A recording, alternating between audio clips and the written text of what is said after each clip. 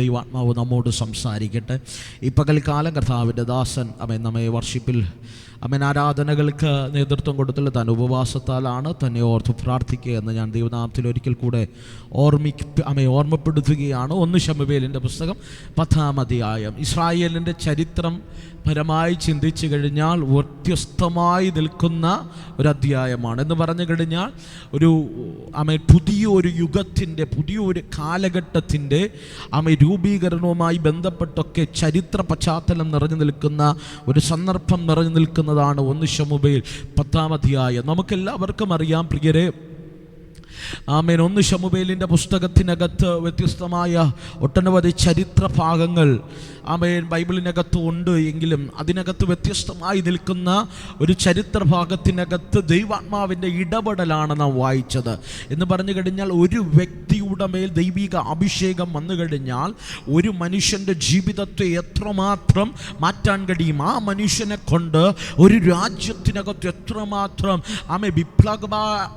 പരമായ മാറ്റങ്ങൾ കൊണ്ടുവരാൻ കഴിയുമെന്നൊക്കെയും ഈ ചരിത്ര പശ്ചാത്തലത്തിനകത്തു നിന്ന് നാം വായിച്ചാൽ നമുക്ക് കാണാൻ കഴിയും. ഞാൻ അതിലേക്ക് കടക്കുന്നതിന് മുമ്പ് സ്നേഹത്തോടെ ഞാനിങ്ങനെ പറയാം. 1 ശമൂവേലിൻ്റെ പുസ്തകം 10-ാം അധ്യായം നാം വായിച്ചത് നമുക്ക് എല്ലാവർക്കും മനസ്സിലായി. ശമൂവേലിനെ ശമൂവേൽ അഭിഷേകം ചെയ്യുന്ന സന്ദർഭമാണ്. എന്ന് പറഞ്ഞാൽ ഇസ്രായേലിൻ്റെ 1ാമത്തെ രാജാവായി ശൗലിനെ ദൈവിക പദ്ധതി പ്രകാരം, ദൈവിക തിരഞ്ഞെടുപ്പ് പ്രകാരം അഭിഷേകം ചെയ്യുന്ന വേദഭാഗമാണ് നാം വായിച്ചത്. അതിനകത്തേക്ക് നാം കടന്നു വരാം. എങ്കിലും അതിനു മുമ്പ് നമ്മളൊരു ചരിത്രം മനസ്സിലാക്കിയാൽ മാത്രമേ ഈ ദൈവിക ഇടപെടലിന് എത്ര പ്രാധാന്യമുണ്ടെന്ന് നമുക്ക് മനസ്സിലാക്കാൻ കഴിയത്തുള്ളൂ. ശ്രദ്ധിച്ച് കേൾക്കണം. വചനം കൃത്യമായി പറയുന്നു, ചരിത്രം പറയുന്നത് ഇങ്ങനെയാണ്. ഇസ്രായേലിന് ദൈവസന്നിധിയിൽ ശമൂവേലിൻ്റെ അടുക്കൽ വന്ന് പറയുകയാണ്, നിന്റെ പുത്രന്മാർ അവരുടെ ന്യായപാലനവും അവരുടെ ജീവിതവും അവരുടെ വ്യവസ്ഥയൊന്നും നീ ആഗ്രഹിച്ചതുപോലെയോ നീ ചിന്തിച്ചതുപോലെയോ ഒന്നുമല്ല. അവർ ദൈവ വഴി വിട്ടു പോകുന്നവരാണ്, അവർ ദൈവസന്നിധിയിൽ പാപം ചെയ്യുന്നവരാണ്, അവർ ന്യായപാലനത്തിന് യോഗ്യരല്ല. അതുകൊണ്ട് ജാതികളായ സകലർക്കും, ഞങ്ങളുടെ ചുറ്റുമുള്ള സകലർക്കും രാജാക്കന്മാരുണ്ട്. അതുപോലെ ഞങ്ങളെ ഞങ്ങൾക്ക് ഒരു ഉടമസ്ഥൻ എന്ന നിലയ്ക്ക്, അല്ലെങ്കിൽ നമുക്ക് നമ്മുടെ രാജ്യമെന്ന നിലയ്ക്ക് ഒരു അഭിവൃദ്ധിക്ക് വേണ്ടി, അല്ലെങ്കിൽ ഒരു രാജകീയമായ ഒരു യൂണിറ്റിക്ക് വേണ്ടി ഞങ്ങളെ ഭരിക്കാൻ അവർക്കുള്ളതുപോലെ ഒരു രാജാവിനെ തരണം. ശ്രദ്ധിക്കണമേ, വചനത്തിൻ്റെ ആധികാരികമായി നാം മനസ്സിലാക്കി കഴിഞ്ഞാൽ ഉൽപ്പത്തി പുസ്തകം മുതൽ 1 ശമൂവേലിൻ്റെ പുസ്തകം വരെ ദൈവിക വ്യവസ്ഥ എന്ന് പറയുന്നത് ദൈവം ഭരിക്കാൻ, ദൈവത്താൽ ഭരിക്കപ്പെടാൻ ആഗ്രഹിച്ചിരുന്ന ഒരു തലമുറ, ദൈവം കൊതിച്ചിരുന്ന തലമുറ. അതുകൊണ്ടാണ് മോശയോട് പറഞ്ഞ, മോശയെ ഞാൻ നിങ്ങളുടെ നടുവിൽ വസിക്കാൻ ആഗ്രഹിക്കുന്നു. എവിടെ വസിക്കാൻ? നടുവിൽ വസിക്കാൻ ആഗ്രഹിക്കുന്നു. അതുകൊണ്ട് എനിക്കൊരാലയം പണിയണം എന്ന് പറഞ്ഞു കഴിഞ്ഞാൽ എൻ്റെ ദൈവത്തിൻ്റെ പ്രത്യേകത, അവൻ ഏതെങ്കിലും മൂലയ്ക്കകത്തിരുന്ന്, ഏതെങ്കിലും സൈഡിലിരുന്ന്, ഏതോ റൂമിൻ്റെ മൂലയ്ക്കകത്ത്, ഏതോ ഹോളിൻ്റെ മൂലയ്ക്കകത്ത് ഇരുന്നൊതുങ്ങുന്നൊരു ദൈവത്തെയല്ല നാം ആരാധിക്കുന്നവർ. നമ്മൾ ആരാധിക്കുന്ന ദൈവത്തിൻ്റെ പ്രത്യേകത, അവൻ നടുവിൽ വസിക്കുന്നവനാണ്. അവൻ നടുവിൽ വസിക്കുന്നവനാണ്. സമാഗമന കൂടാരത്തിൻ്റെ അതിപരിശുദ്ധ സ്ഥലത്ത് 2 കെരൂബുകളുടെ നടുവിലൂടെ ദൈവത്തിൻ്റെ തേജസ് ഇറങ്ങിയിരുന്നു. അതുകൊണ്ടാണ് പുതുനിയമത്തിൽ പറയുന്നത്, 2 or 3 പേർ എൻ്റെ നാമത്തിൽ എവിടെ കൂടിയാലും അവിടെ വലത്തു ഭാഗത്തുണ്ടെന്നല്ല, അവരുടെ ഇടതു ഭാഗത്തുണ്ടെന്നല്ല, അവരുടെ പിൻപിലുണ്ടെന്നല്ല, അവരുടെ മുൻപിലുണ്ടെന്നല്ല, അവരുടെ മധ്യത്തിൽ ഞാൻ വരും. ഇന്ന് പകൽ പ്രാർത്ഥിക്കുന്ന ദൈവജനം എവിടെ മുടങ്ങാൽ മടക്കിയോ, എവിടെ ദൈവത്തെ ആരാധിക്കാൻ തുടങ്ങിയോ, അവരുടെ നടുവിൽ എൻ്റെ ദൈവമുണ്ട്. ഈ പകൽ സർവശക്തന്റെ സാന്നിധ്യം തിരിച്ചറിയുന്നവർ കരമുയർത്തി ദൈവത്തെ ഒന്ന് സ്തുതിച്ചാട്ടെ. ഈ പകലും അവൻ നമ്മുടെ നടുവിലുണ്ട്. ഹല്ലേലൂയ. ഇന്ന് പകൽക്കാലം എൻ്റെ ദൈവത്തിൻ്റെ പ്രത്യേകത, അവൻ നമ്മുടെ കൂടെ ഇരിക്കുന്ന ദൈവമാണ്. ഇസ്രായേൽ ജനത്തിൻ്റെ കൂടെ ഇരിക്കാൻ ആഗ്രഹിച്ചിരുന്ന ദൈവ സാന്നിധ്യം അവരോട് കൂടെ നടക്കാൻ ആഗ്രഹിച്ചിരുന്നു. ഇന്ന് പകൽ സ്നേഹത്തോടെ ഞാൻ പറയട്ടെ പ്രിയരെ, ദൈവ സാന്നിധ്യം നമ്മുടെ കൂടെയുണ്ടെങ്കിൽ നമ്മെ തകർക്കാൻ ലോകത്തിന് കഴിയില്ല. അമ്മേ. ദൈവ സാന്നിധ്യം നമ്മുടെ കൂടെ ഉണ്ടെങ്കിൽ, നമ്മുടെ ജീവിതത്തിനകത്ത്, ശുശ്രൂഷയ്ക്കകത്ത്, നമ്മുടെ ഭാവിക്കകത്തുണ്ടെങ്കിൽ ഒരു മന്ത്രവാദിക്കും നമ്മെ തകർക്കാൻ കഴിയില്ല, ഒരു ആഭിചാരകനും നമ്മെ ഒതുക്കാൻ കഴിയില്ല, ഒരു ലോക പദ്ധതികൾക്കും നാം തകർത്തു കളയാൻ കഴിയില്ല. കാരണം നാം നമ്മുടെ കൂടെ ദൈവമുണ്ട്. Hallelujah, hallelujah. ഈ പകലും കൊതിക്കണം. എന്തിനു വേണ്ടി? ദൈവത്തോട് കൂടെ സഞ്ചരിക്കുന്നൊരു ജീവിതത്തിന് വേണ്ടി, ദൈവ സാന്നിധ്യം ചുമക്കുന്നൊരു ജീവിതത്തിന് വേണ്ടി. കേവലം വാക്കുകൾ കൊണ്ടോ, പ്രസംഗങ്ങൾ കൊണ്ടോ, പാട്ടുകൾ കൊണ്ടോ, കയ്യടികൾ കൊണ്ടോ, പ്രവചനങ്ങൾ കൊണ്ടോ ഒതുങ്ങുന്നൊരു ജീവിതമല്ല. ജീവിതത്തിൻ്റെ ഏറ്റക്കുറച്ചിലുകൾക്കകത്ത്, ഏത് താഴ്വരയ്ക്കകത്താണെങ്കിലും, ഏത് കുന്നുകൾക്കകത്താണെങ്കിലും ദൈവത്തോട് കൂടെ വസിക്കുന്ന ഒരു തലമുറ ഇതിനകത്ത് എഴുന്നേൽക്കട്ടെ. കരമുയർത്തി ദൈവത്തെ ഒന്ന് സ്തുതിച്ചാട്ട്. ഈ പകൽ നിന്റെ ജീവിതത്തിന്റെ അഭിലാഷമായി മാറട്ടെ. ദൈവത്തോട് കൂടെ വസിക്കുന്നൊരു തലമുറ, ദൈവത്തോട് കൂടെ വസിക്കുന്ന, ദൈവം കൂടെയുള്ളൊരു ശുശ്രൂഷ, ദൈവം കൂടെയുള്ള പ്ലാറ്റ്ഫോമുകൾ, ദൈവം കൂടെയുള്ള മിനിസ്ട്രികൾ, ദൈവം കൂടെയുള്ള ദൈവികത്തിന്റെ സമസ്ത മേഖലകളിൽ അങ്ങനെയുള്ള ദൈവ പൈതലിനെയാണ് ദൈവിക കവറിംഗ് ഉള്ളത്. അങ്ങനെയുള്ളവർക്കാണ് ദൈവിക സംരക്ഷണമുള്ളത്. ഹല്ലേലൂയ. അങ്ങനെ ഇസ്രായേൽ ദൈവിക സംരക്ഷണത്തിനകത്ത് ദൈവ നടുവിൽ വസിക്കുകയാണ്.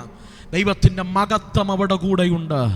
അങ്ങനെയുള്ള ജീവിത സാഹചര്യത്തിനകത്ത് വരുമ്പോഴാണ് ഒരിക്കലും ഒരു രാജാവ് ബിലയാം എന്ന് പറയുന്ന പ്രവാചകനെ വിളിച്ചുകൊണ്ട് കുന്നിൻ്റെ മുകളിൽ കയറ്റി നിർത്തിയിട്ട് പറഞ്ഞു, ബിലയാമേ, നിനക്കൊന്ന് പ്രവചിക്കാൻ കഴിയുമോ? നിനക്കൊന്ന് പ്രവചിക്കാൻ കഴിയുമോ? ആ താഴ്വരയിൽ ചുറ്റിപ്പെട്ട് കിടക്കുന്ന ആ പാളയങ്ങൾ കണ്ടോ? ആ കൂട്ടത്തെ കണ്ടോ? ഈ ജനത്തിനെതിരെ നിനക്കൊന്ന് പ്രവചിക്കാൻ കഴിയുമോ?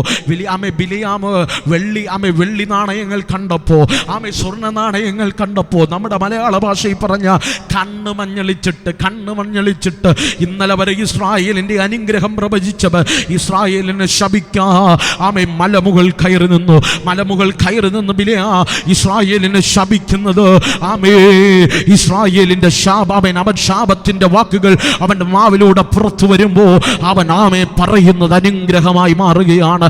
ഇന്ന് പകൽ ഉറപ്പിച്ചും തറപ്പിച്ചും ഞാനൊരു ദൂത് പറയാ.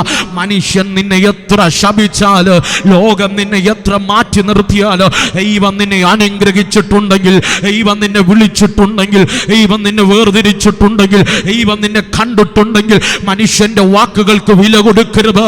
ഇന്ന് പകൽ ദൈവം പറഞ്ഞത് നിന്റെ ജീവിതത്തിൽ സംഭവിക്കൂ. ദൈവം പറഞ്ഞത് നിന്റെ ഭാവിയിൽ സംഭവിക്കൂ.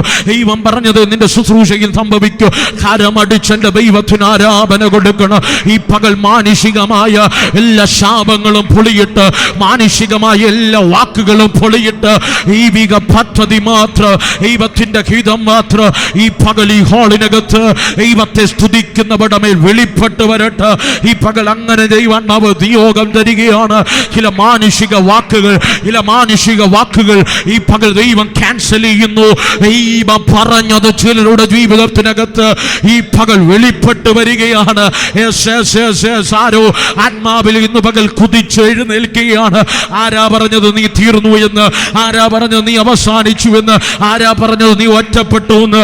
ആരാ പറഞ്ഞത് നിനക്കാരുമില്ലെന്ന്? ആരാ പറഞ്ഞത് നിന്റെ ശുശ്രൂഷ അവസാനിച്ചു എന്ന്? ആരാ പറഞ്ഞത് നീ തീർന്നു പോകുമെന്ന്?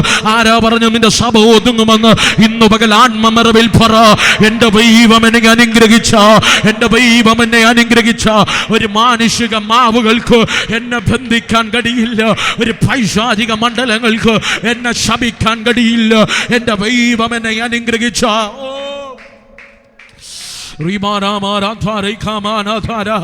ഈ പകലാരുടെയൊക്കെ ജീവിതത്തിനകത്ത് ഇതുവരെയും വെളിപ്പെടാതെ ദൈവാത്മാവ് മറച്ചിട്ട് ചില അനുഗ്രഹത്തിന്റെ വാതിലുകൾ തുറക്കുന്നു, ചില പട്ടണങ്ങളുടെ വാതിലുകൾ തുറക്കുന്നു. ആരോടും അറിയില്ല. ഇന്ന് പകൽക്കാലം ഒരു ദൈവദാസന്മാർക്ക് കയറി ചെല്ലാൻ കഴിയാത്ത ചില ഭവനത്തിന്റെ വാതിലുകൾ, ചില പട്ടണങ്ങളുടെ വാതിലുകൾ, ചില ദേശങ്ങളുടെ വാതിലുകൾ നിന്റെ മുന്നിൽ സ്വതവേ തുറന്നു വരികയാണ്. അഭിഷേകത്തോടെ ദൈവത്തെ സ്തുതിക്ക്. നീ വ്യത്യസ്തനെന്ന് ദൈവം നിന്നെ കൊണ്ട് തെളിയിക്കും.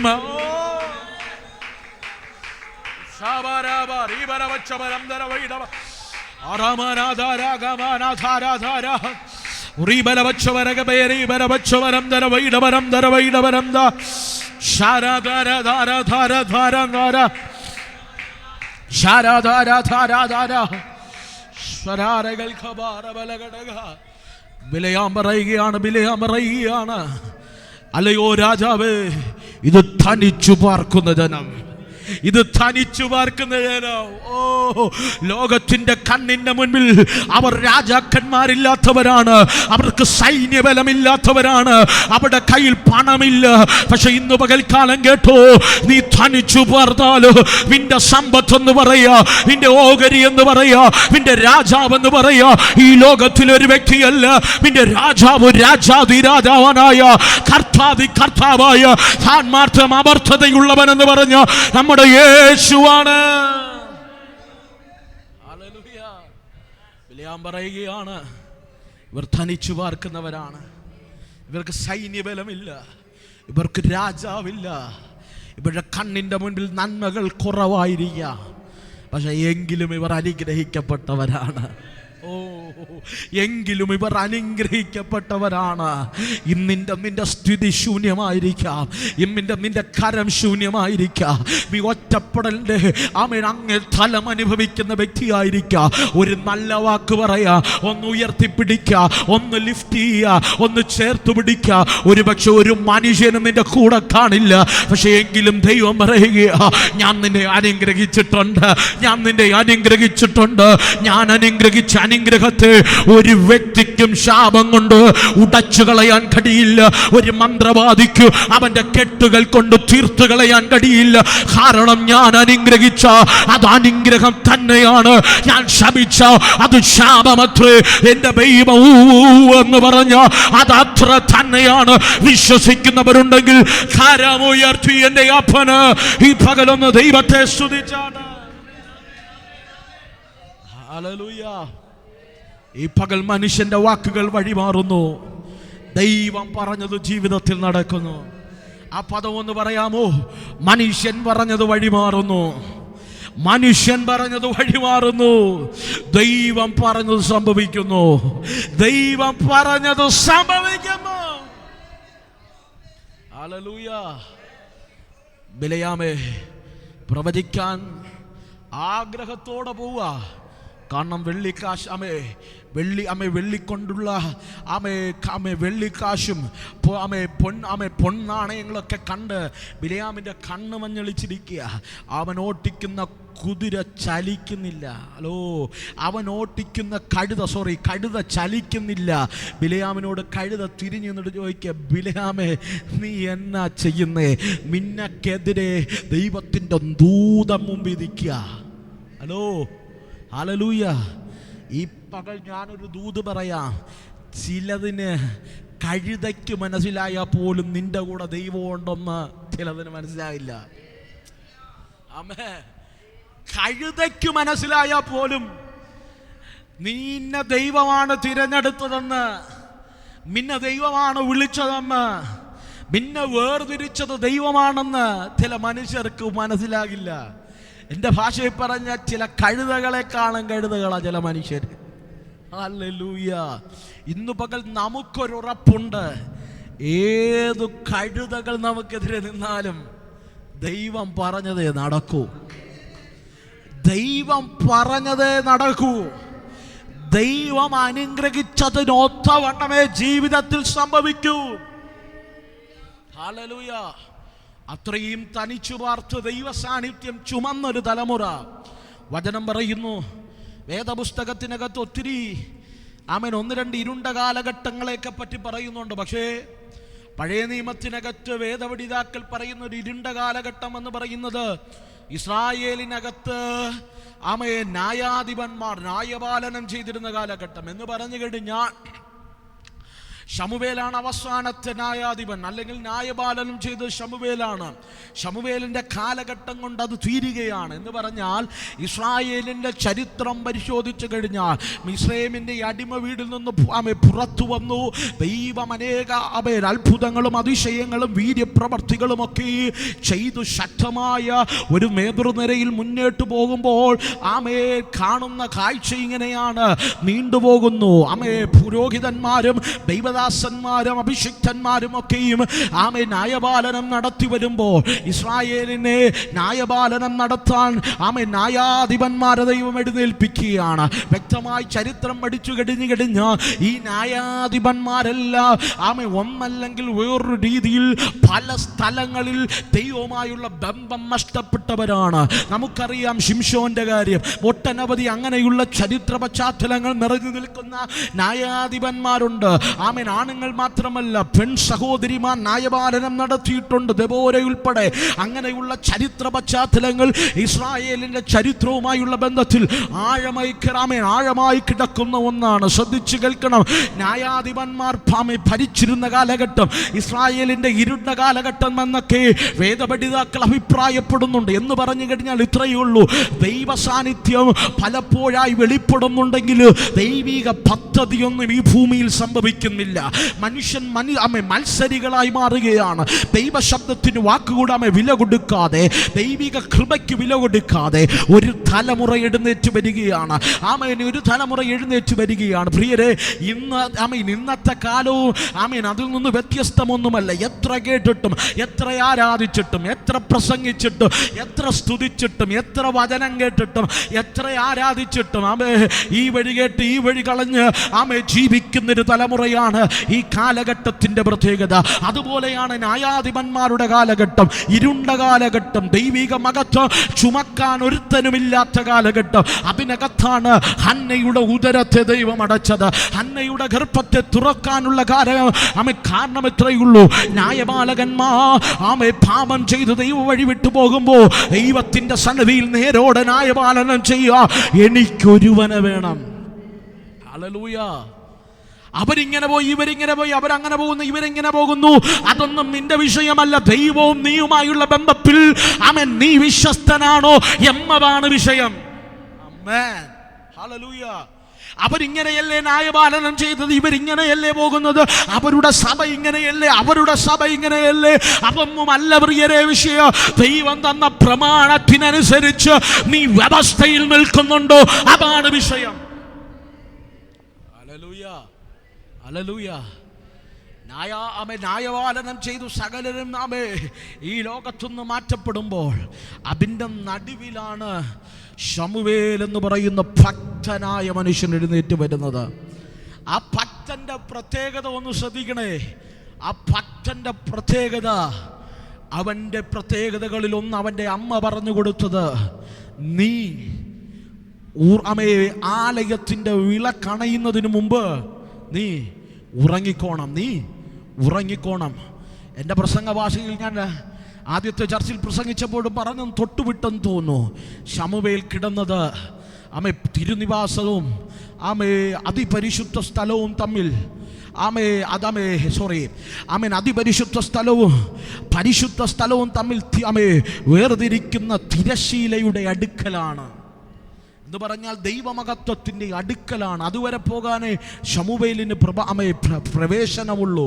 മഹാപുരോഹിതന് മാത്രമേ അതിനപ്പുറത്ത് പോകാൻ കഴിയൂ. എന്ന് പറഞ്ഞു കഴിഞ്ഞാൽ ഇതിനപ്പുറം ഒരു മഹത്വം അവന് കാണാനില്ല. എത്ര മഹത്വം അവന് കാണാൻ കഴിയുമോ അതിൻ്റെ പീക്ക് ലെവലിൽ നിൽക്കുക. ഈ പകൽ എൻ്റെ ചോദ്യം, ആത്മാവിലായി, ദൈവകൃപയിലായി, ദൈവത്തെ അറിഞ്ഞു, ദൈവം വിളിച്ചു, നമ്മളിൽ ഇപ്പോൾ നിൽക്കുന്ന ലെവല് എത്രമാത്രമാ? നമ്മുടെ അഭിഷേകത്തിൻ്റെ അളവ് എത്രമാത്രമാ?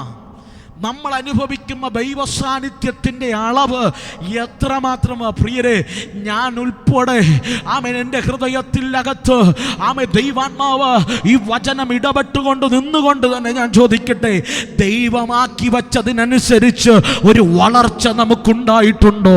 നമ്മുടെ ശുശ്രൂഷകൾക്കകത്തുണ്ടായിട്ടുണ്ടോ? നമ്മുടെ ജീവിതത്തിൻ്റെ നിലവാരങ്ങൾക്കകത്തുണ്ടായിട്ടുണ്ടോ? നമ്മൾ പുറമെ പല എക്സ്ക്യൂസുകളും പറയുന്നുവെങ്കിൽ ഇവിടെ ശമൂവേൽ എന്ന് പറയുന്ന ഒരു മനുഷ്യൻ ദൈവത്തിന്റെ സന്നിധിയിൽ എത്രത്തോളം എത്താൻ കഴിയുമോ അതിന്റെ പീക്ക് ലെവലിൽ ആ സാന്നിധ്യത്തോട് ചേർന്ന് നടക്കുക. ഹല്ലേലൂയ. ഈ പുതുനിയമത്തിൽ ദൈവം നമ്മെ വിളിച്ചത് ക്രിസ്തു എന്ന തലയോളം വളരാൻ. എന്തോളം വളരാൻ? ക്രിസ്തു ക്രിസ്തു എന്ന തലയോളം വളരാൻ ദൈവം നമ്മെ വിളിച്ചിരിക്കുക. അങ്ങനെ വിളിച്ചവരാ നമ്മൾ പലരും വന്നിരുന്ന് ഉറങ്ങി എഴുന്നേറ്റ് പോകുന്നേ. അങ്ങനെ വിളിച്ചവരാണ് ഉപവാസമില്ലാതെ, പ്രാർത്ഥനയില്ലാതെ, തീരുമാനമില്ലാതെ, വ്യവസ്ഥയില്ലാതെ, ജീവിതത്തെ ക്രമീകരിക്കാതെ എവിടെയൊക്കെ എന്തിനോ വേണ്ടി ഉഴലുകയാണ്. ഈ പകൽ സ്നേഹത്തോടെ ഞാൻ പറയട്ടെ, എത്രത്തോളം നമ്മുടെ ശുശ്രൂഷയുടെ പീക്കിലെത്താൻ കഴിയുമോ അത്രത്തോളം നമ്മൾ എത്തണം. മനസ്സിലായവരുണ്ടോ? എത്രത്തോളം ദൈവം നമ്മെ ഉപയോഗിക്കാൻ ആഗ്രഹിക്കുന്നു അത്രത്തോളം നാം വളരണം. നാളെ റിഗ്രറ്റ് ചെയ്യരുത്. എല്ലാം വിട്ടിറങ്ങി, എല്ലാവരെയും വിട്ടിറങ്ങി. അങ്ങനെയാകാമായിരുന്നു, ഇങ്ങനെയാകാമായിരുന്നു. എൻ്റെ ദൈവത്തിൻ്റെ വിളി കേട്ടിറങ്ങിയിട്ടും ശുശ്രൂഷയിൽ പരാജയപ്പെട്ടു പോയെന്ന് പറയുന്ന പലരും ഈ ലോകത്തുണ്ട്. പല ശുശ്രൂഷകന്മാരുമുണ്ട്.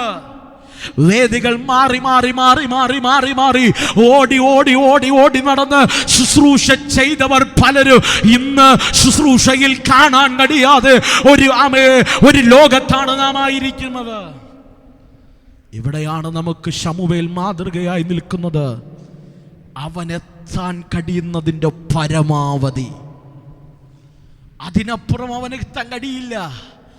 അതിനപ്പുറം മഹാപുരോഹിതന് മാത്രമേ എത്താൻ കഴിയുള്ളൂ.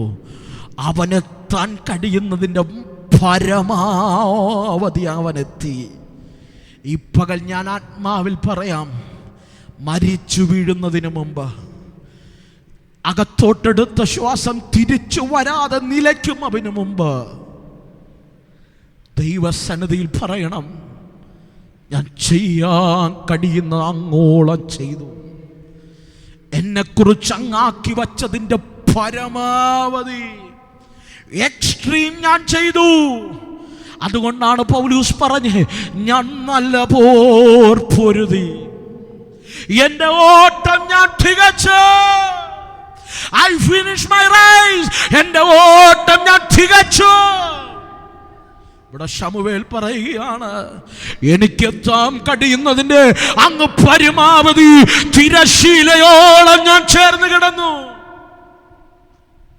Hallelujah, hallelujah.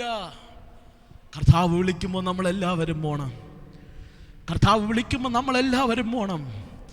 അന്ന് പറയരുത്, കർത്താവേ ആ വേല എനിക്ക് ചെയ്യാൻ പറ്റിയില്ലല്ലോ, അവിടെ എനിക്ക് മിനിസ്ട്രി തികയ്ക്കാൻ കഴിഞ്ഞില്ലല്ലോ, ഇവിടെ എനിക്ക് മിനിസ്ട്രി തികയ്ക്കാൻ കഴിഞ്ഞില്ലല്ലോ.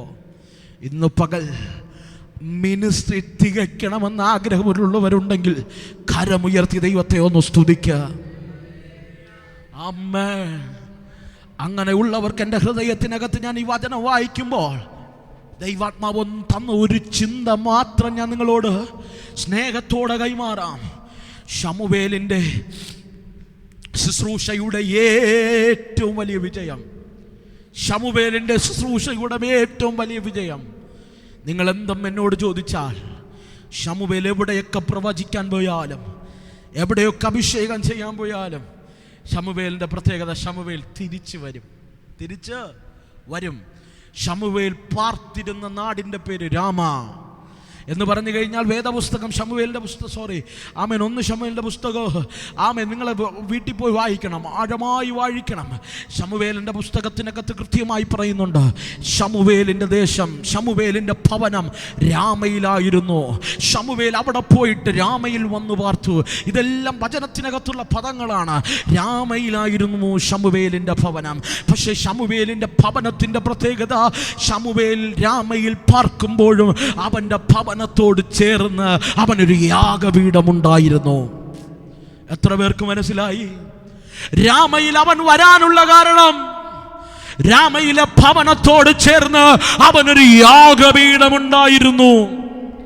എന്റെ ചോദ്യം പ്രിയരെ, നമ്മുടെ ശുശ്രൂഷ ഇടങ്ങളിൽ, നമ്മുടെ ഭവനങ്ങൾക്കകത്ത് ആമേൻ അടയാത്ത, മുടങ്ങാത്ത, ദൈവത്തിന് വേണ്ടി യാഗമർപ്പിക്കുന്ന ഒരു യാഗപീഠമുണ്ടോ?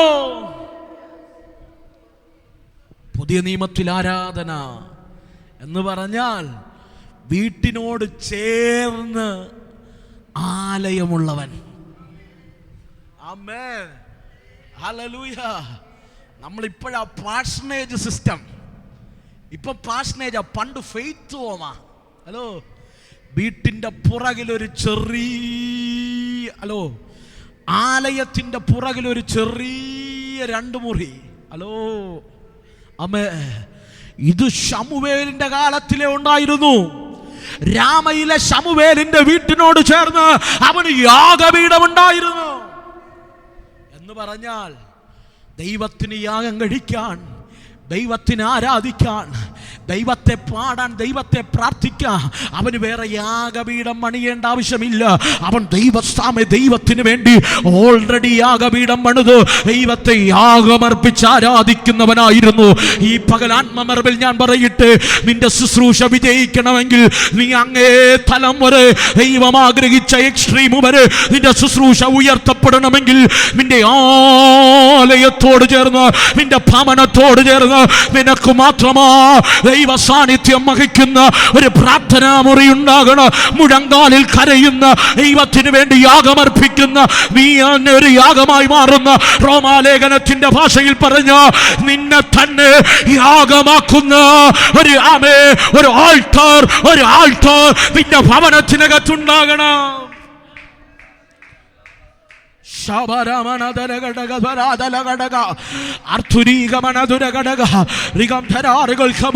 ഈ പകൽ ദൈവത്തോട് സമർപ്പിക്ക്.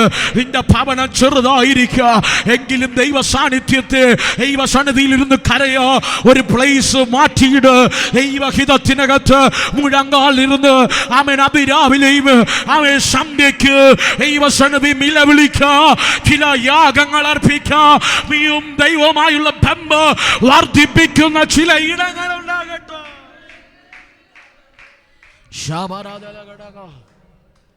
ശമൂവേലിന്റെ പ്രത്യേകത, രാമയിലുള്ള അവന്റെ ഭവനത്തോട് ചേർന്ന് യാഗപീഠമുള്ളവൻ. ഒരിക്കൽ ഏലിയാവ് പറയുന്നു, കർമ്മേലിന്റെ മലമുകളിൽ ഏലിയാവിന് യാഗം അർപ്പിക്കണം. അപ്പോൾ ഏലിയാവ് ചെയ്തതെന്ത്? ഇടിഞ്ഞു കിടന്ന യാഗപീഠത്തെ, എന്ന് പറഞ്ഞാൽ ഏലിയാവിന് യാഗമർപ്പിക്കണമെങ്കിൽ കർമ്മേലിൽ ഇടിഞ്ഞുപോയ യാഗപീഠം പുതുക്കി പണിയണം. പക്ഷെ ശമൂവേലിന് യാഗമർപ്പിക്കണമെങ്കിൽ ഒരു പ്രയാസവുമില്ല. യാഗപീഠവുമായി യാഗപീഠത്തിലേക്ക് നടന്നാൽ മതി. കാരണം അവൻ്റെ യാഗപീഠം ഇടിഞ്ഞിട്ടില്ല.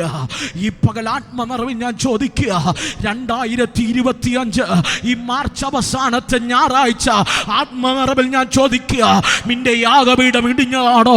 നിന്റെ യാഗപീഠം ഇടിഞ്ഞതാണോ? യാഗപീഠത്തിന്റെ കല്ലുകൾ ഇടിഞ്ഞു കിടക്കുകയാണോ? ഈ പകൽ ഏലിയാവിനെ പോലെ കല്ലെടുത്ത് പറക്കി വച്ച് ഇടിഞ്ഞ ഒന്ന് പുതുക്കി പണിത് ഈ ഹോൾ വിട്ട് പുറത്തിറങ്ങിയോ, നിന്റെ യാഗത്തിന്റെ മേൽ ദൈവത്തിന്റെ കരം ചലിക്ക്. നിന്റെ ജീവിതത്തിന്റെ അവസ്ഥകളെ ദൈവം തിരിക്ക്.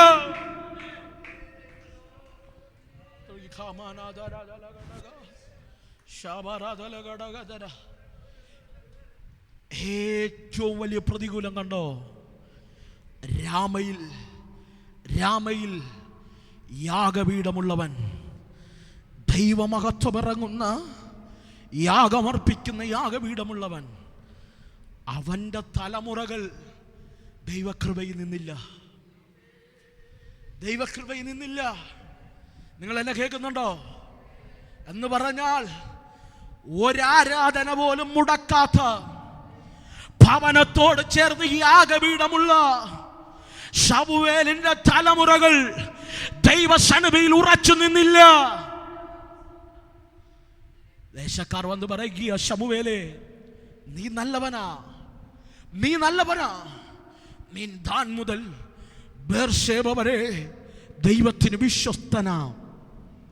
പക്ഷേ നിന്റെ തലമുറകൾ അങ്ങനെയല്ല. ഈ പകൽ പ്രാർത്ഥിക്കുന്നവന്റെ തലമുറ ശത്രു വഴിവിടച്ചു കൊണ്ടുപോകുമെങ്കിൽ ഈ പകൽ ഭയത്തോടെ ദൈവസന്നിധി നിൽക്കണം, വിറയലോടെ നിൽക്കണം. ഇന്നു പകൽ ആരാധനയില്ലാത്ത നിന്റെ കൂടാരത്തെ ശത്രു എത്രമാത്രം ഫൈറ്റ് ചെയ്യും. വ്യവസ്ഥയില്ലാത്ത, ആരെയും എന്തും പറയാൻ മടിയില്ലാത്ത നാവുള്ള നിന്റെ കുടുംബത്തിന്റെ അവസ്ഥ എന്ത്?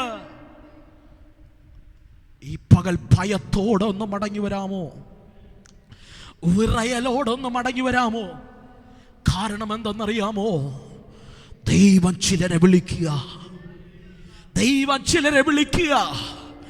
എൻ്റെ ചോദ്യം, ഇസ്രായേലിൽ ദൈവം ഒരു രാജാവിനെ കണ്ടു. രാജാവ് വേണമെന്ന് ഇസ്രായേൽ ചോദിക്കുന്നതിന് മുമ്പ് ദൈവസന്നിധി ശമൂവേലിന്റെ തലമുറകൾ വ്യവസ്ഥയോടെ നിന്നെങ്കിൽ അവരുടെ തലമുറയിൽ ഒന്നിനെ ദൈവ രാജാവായി അഭിഷേകം ചെയ്യില്ലായിരുന്നു. ഹല്ലേലൂയ. എൻ്റെ പ്രസംഗഭാഷയിൽ പറയാം, എൻ്റെ ദൈവം അത്ര ക്രൂരനൊന്നും അല്ല. അങ്ങനെയാണെങ്കിൽ ഞങ്ങളൊന്നും ഇവിടെ നിന്ന് പ്രസംഗിക്കില്ല. എൻ്റെ ദൈവത്തിൻ്റെ പ്രത്യേകത, അവൻ ക്ഷമയുള്ളവനല്ല, അവൻ ദീർഘക്ഷമയുള്ളവനാണ്. അമ്മേ, ക്ഷമയുള്ളവൻ മാത്രമായിരുന്നെങ്കിൽ മലകളിൽ ഓടിയ ഓട്ടത്തിനകത്ത് എന്നേ ദൈവം ഈ ഫീൽഡിൽ നിന്ന് തട്ടിക്കളഞ്ഞനെ, എന്നെ ഈ ട്രാക്കിൽ നിന്ന് ദൈവം എടുത്ത് വലിച്ചെറിഞ്ഞേനെ. എങ്കിലും എൻ്റെ ദൈവത്തിൻ്റെ പ്രത്യേകത, അവൻ ദീർഘക്ഷമയുള്ളവനാണ്. ഒരപ്പൻ കാത്തിരിക്കും അതുപോലെ മുടിയനായ പുത്രന്റെ വരവ് കാത്ത് അപ്പനിരും അതുപോലെ കാത്തിരിക്കും ഒരു സ്വർഗമാണ്. സ്വന്തം ഭവനത്തോടു കൂടെ ചേർന്നാലയമുള്ള എല്ലാ ആളുകളിലും ദൈവസന്നിധി വിശ്വസ്തനായിരുന്ന ശമൂവേലിന്റെ തലമുറയല്ലാതെ രാജാവായി ഏത് തലമുറയെടുക്കും? പ്രിയരേ, ഇവിടെ ശമൂവേലിന്റെ തലമുറയെ ദൈവം ചോസ് ചെയ്യാത്തതിന് കാരണം, ദൈവം തിരഞ്ഞെടുക്കാത്തതിന്റെ കാരണം, അപ്പനെടുത്ത ബാറ്റിൻ മക്കൾക്ക് കൈമാറിയിട്ട് ദൈവം കൊടുത്ത ശുശ്രൂഷ വിശ്വസ്തയോടെ ചെയ്ത് തീർക്കാൻ മക്കൾക്ക് കഴിയാതെ പോയതിന് കാരണം, they was not in the ways of God. ശമൂവേലിന്റെ തലമുറകൾ അപ്പന്റെ ദൈവത്തിന്റെ വടിയിലില്ലായിരുന്നു. അപ്പന്റെ ദൈവത്തിന്റെ വടിയിലില്ലായിരുന്നു.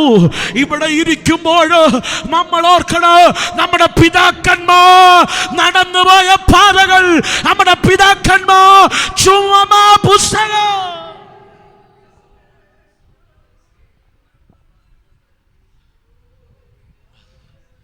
അവരനുഭവിച്ച നന്മകളല്ലേ, അവർ കഷ്ടതയുടെ കയ്പുനീരും കണ്ണുനീരിന്റെ വെള്ളവും കുടിച്ച് മുള്ളുകളും കുന്നുകളും താഴ്വരകളും ഒന്നും നോക്കാതെ ഈ ദൈവത്തിന് വേണ്ടി ഇറങ്ങിയത് കൊണ്ട്, രാത്രിയെപ്പോലും പകലായി യാത്ര ചെയ്ത് ദൈവത്തിന്റെ വേല വിശ്വസ്തയോടെ ചെയ്തത് കൊണ്ടല്ലേ ഇന്ന് പകലിൽ ഞങ്ങൾ നിങ്ങളുടെ മുൻപിൽ ഈ ദൈവത്തെ ഉയർത്താനുള്ള കാരണം. എൻ്റെ ദൈവം വിശ്വസ്തനായത് കൊണ്ട്, എൻ്റെ ദൈവം മനസ്സലിവുള്ളവന് കൊണ്ട്, എൻ്റെ ദൈവം ദീർഘക്ഷമയുള്ളത് കൊണ്ട്, എൻ്റെ ദൈവം നീതിമാനായത് കൊണ്ട്. Our God is a righteous God.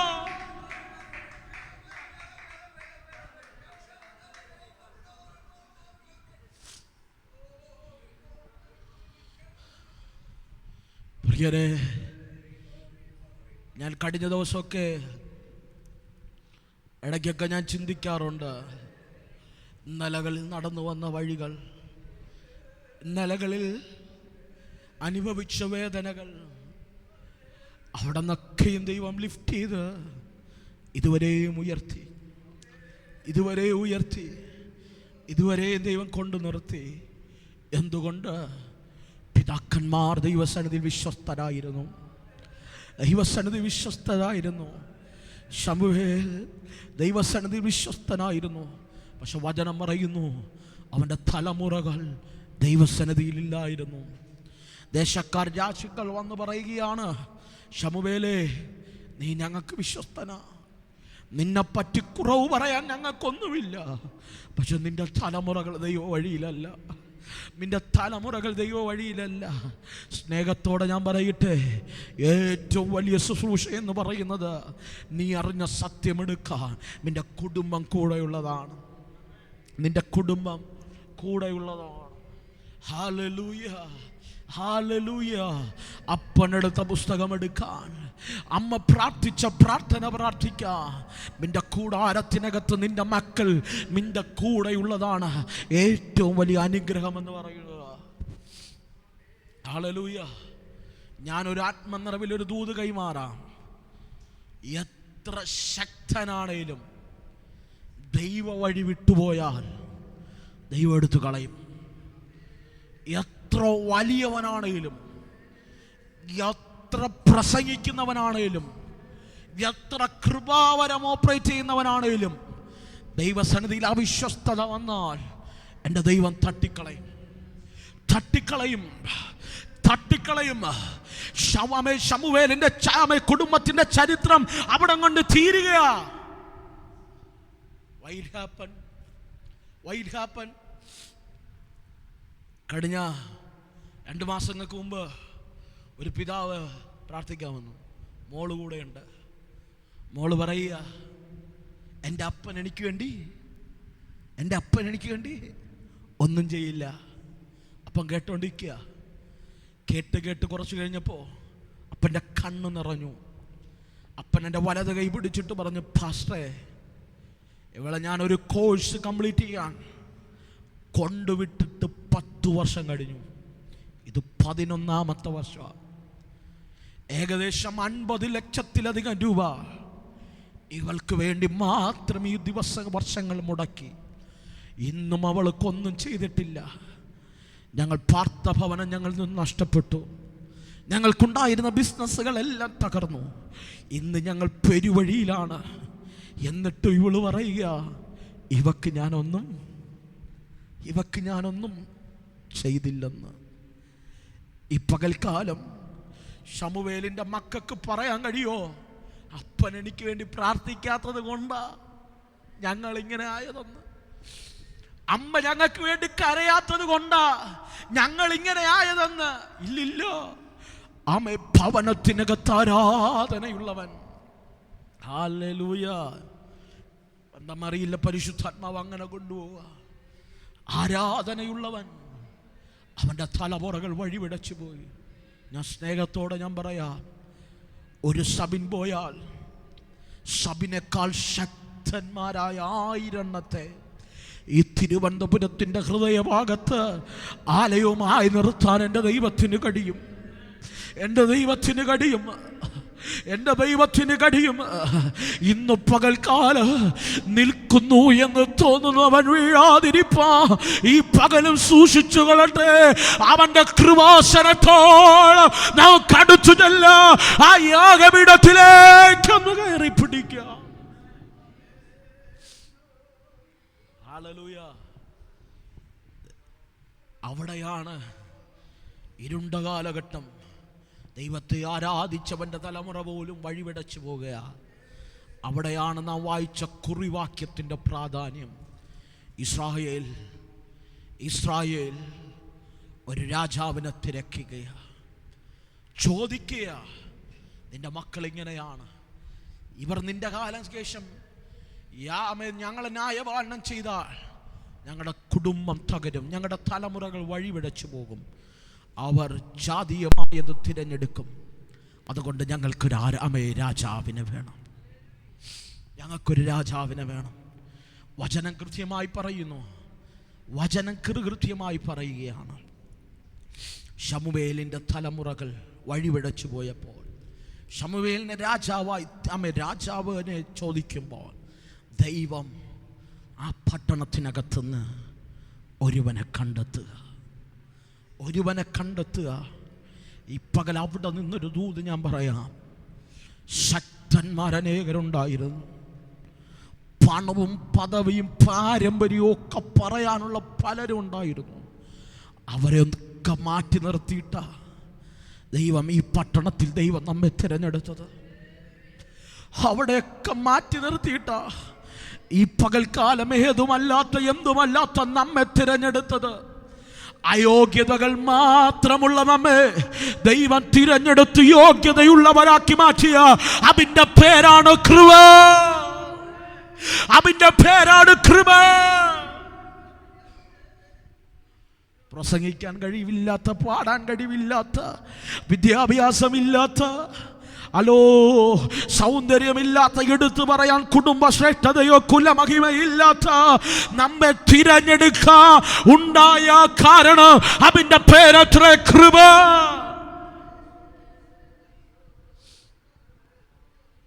നമ്മെക്കാൾ എത്രയോ വിദ്യാഭ്യാസമുള്ളവർ, നമ്മളെക്കാൾ എത്രയോ നന്മയുള്ളവർ, നമ്മെക്കാൾ എത്രയോ സൗന്ദര്യമുള്ളവർ, നമ്മെക്കാൾ എത്രയോ ശ്രേഷ്ഠമായ കുടുംബത്തിലുള്ള പിറന്നവർ, അവരെല്ലാം മാറ്റി നിർത്തിയിട്ട് ഈ തലമുറയിൽ ദൈവം നമ്മെ തിരഞ്ഞെടുത്തു.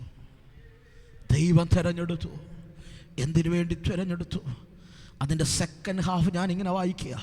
അപ്പോൾ ശമൂവേൽ തൈലപാത്രമെടുത്തു, അവൻ്റെ തലയിലൊഴിച്ചു, അവനെ ചുംബിച്ചു പറഞ്ഞത്, യഹോവ തൻ്റെ അവകാശത്തിൻ്റെ പ്രഭുവായി നിന്നെ അഭിഷേകം ചെയ്തിരിക്കുന്നു. ആ പദം ഒന്ന് പറഞ്ഞേ, യഹോവ തൻ്റെ അവകാശത്തിൻ്റെ എന്തായിട്ട്? ദാസനായിട്ടാണോ?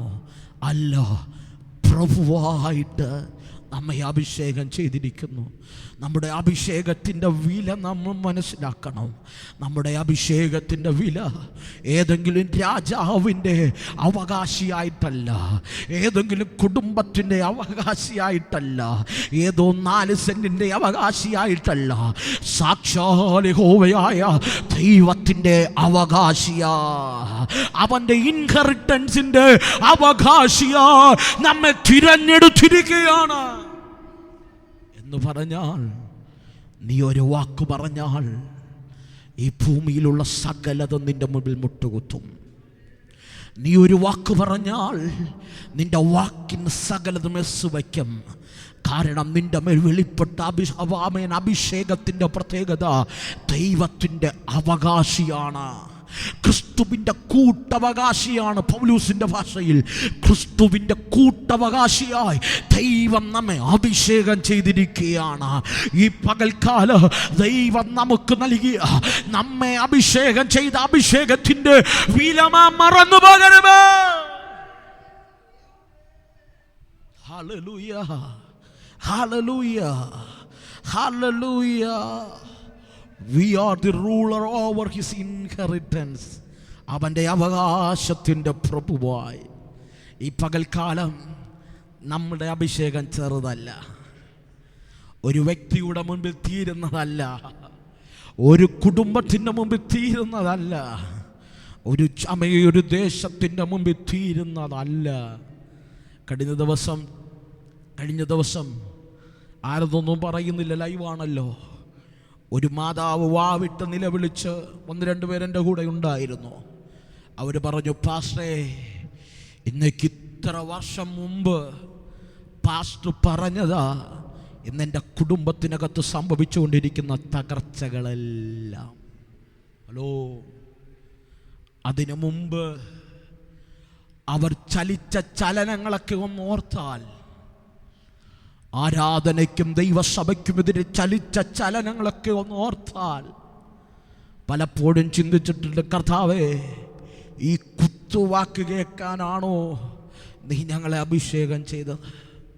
ഒരു കാര്യം ഞങ്ങൾക്ക് മനസ്സിലായി, ദൈവം അഭിഷേകം ചെയ്തത് ഏതോ മനുഷ്യന് വേണ്ടിയല്ല, ദൈവം അഭിഷേകം ചെയ്തത് അവൻ്റെ അവകാശത്തിൻ്റെ പ്രഭുവായി, അവൻ്റെ അവകാശത്തിൻ്റെ പ്രഭുവായി. ഈ പകൽ നീ വേദന സഹിച്ചേക്കാം, നിനക്കെതിരെ വ്യക്തികൾ തീയമ്പുകൾ പോലെ ആമേ വാക്കുകൾ നിനക്കെതിരെ ആമേ വിട്ടേക്ക, അധൈര്യപ്പെടണ്ട. നിന്റെ അഭിഷേകം തെളിയിക്കൂ. നീ ആരെയാണ് അനുഗമിച്ചതെന്ന്, നീ ഏതിൻ്റെ അവകാശിയാണെന്ന്, നിന്റെ അവകാശത്തിൻ്റെ ആഴം എത്രയുണ്ടെന്ന് നീ തെളിയിക്കാൻ പോണ്ട. നിന്റെ അഭിഷേകം തെളിയിക്കും. നിന്റെ അഭിഷേകം തെളിയിക്കും നീ ആരാണെന്ന്. നിന്റെ സഭ എന്താണെന്ന്, നിന്നെ വിളിച്ച വിളി എന്താണെന്ന്, നിന്നെ തിരഞ്ഞെടുത്ത തിരഞ്ഞെടുപ്പിൻ്റെ ആഴം എന്താണെന്ന് നിന്റെ അഭിഷേകം തെളിയിക്കും. ഈ പകൽക്കാലത്തിന് അഭിഷേകത്തിന് വില കൊടുക്കുക. നിന്ന് പ്രസംഗിക്കണമെങ്കിൽ ഞാൻ ഈ പ്രസംഗം ഇവിടെ വിരാമം വിടുക. ദൈവാത്മ വലിയൊരാത്മ സാന്നിധ്യം ഇതിനകത്ത് ചലിക്കുന്നത് കൊണ്ട് ഇവിടം കൊണ്ട് നിർത്തുക. ഈ പകൽ അഭിഷേകത്തിന് വില കൊടുക്കുക. നിന്റെ അഭിഷേകത്തെ ചോർത്തുന്നതൊന്നും നിന്റെ ജീവിതത്തിൽ വേണ്ട. ഒരു പക്ഷേ ചോർത്തുന്ന പാട്ടായിരിക്കാം, ചോർത്തുന്ന പലതുമായിരിക്കാം. ഈ പകൽ അഭിഷേകത്തെ ചോർത്താതെ ദൈവകൃപയ്ക്കകത്ത് നിൽക്കുക. ആ അഭിഷേകത്തിൻ്റെ വലിപ്പം നീ ഒരു നാൾ തിരിച്ചറിയും. അന്ന് നീ ചോദിക്കും, കർത്താവേ, ഇത്രത്തോളം എന്നെ കൊണ്ടുവരാൻ ഞാനും എൻ്റെ കുടുംബവും എന്തുണ്ട്, ഞാനും എൻ്റെ സഭയും എന്തുണ്ട്. ദൈവം ഒരു നാൾ തെളിയിക്കും നിന്നെ അഭിഷേകം ചെയ്ത ദൈവമാണെന്ന്. ഒരു നിമിഷം ദൈവസന്നിധിയിൽ എഴുന്നേറ്റ് നിൽക്കാം. എല്ലാ കണ്ണുകളും ദൈവം